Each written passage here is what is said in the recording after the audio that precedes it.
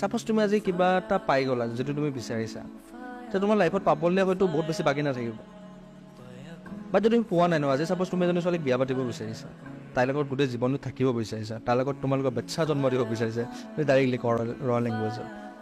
বাট তুমি যদি সেই ছোৱালীজনীক নিজৰ চকুত দেখা পাইছা ন যে কাৰোবাৰ লগত বিয়া হৈ আছে, অহা মাহৰ 12 তাৰিখে তাইৰ বিয়া, হাতত তোমাৰ চিঠিখন আছে, ঠিক আছে, ইট চিম্পলি মিনছ যে তুমি লাইফত অলৰেডি এটা নিজৰ মেজৰ পাৰ্ট এটা হেৰুৱাই দিলা, ঠিক আছে।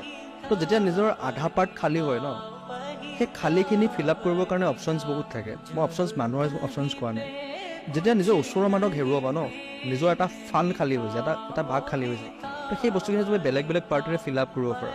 হয়তো ক্ৰিয়েটিভিটি ফিল আপ কৰিব পাৰা, হয়তো কিছুমান জেদ লৈ তুমি ফিল আপ কৰিব পাৰা, হয়তো কিছুমান আশা লৈ তুমি ফিল আপ কৰিব পাৰা, হয়তো নিজৰ ফলনি কৰি তুমি ফিল আপ কৰিব পাৰা, ৰাইট। তো মই ভাবোঁ সেইসকল মানুহ বহুত লাকি, লিটাৰেলি বহুত লাকি, যোনে নিজৰ ভাল পোৱা মানুহৰ ওচৰত নাই, যোনে নিজৰ ভাল পোৱা মানুহক চকুৰ আগত হেৰুৱাইছে।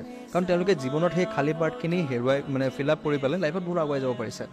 কোনোবা লিখক হৈছে, কোনোবা ছিংগাৰ হৈছে, কোনোবা ডাঙৰ বিজনেছমেন হৈছে, কোনোবা লাইক বিভিন্ন ফিল্ডত লাগে পলিটিচিয়ান হৈছে, ৰাইট। কাৰণ তেওঁলোকে জীৱনত এনেকুৱা এটা পাৰ্ট হেৰুৱাই দিছে ন, তাৰপিছত তেওঁলোকে হেৰুৱাবলৈ একো ভয় নকৰে।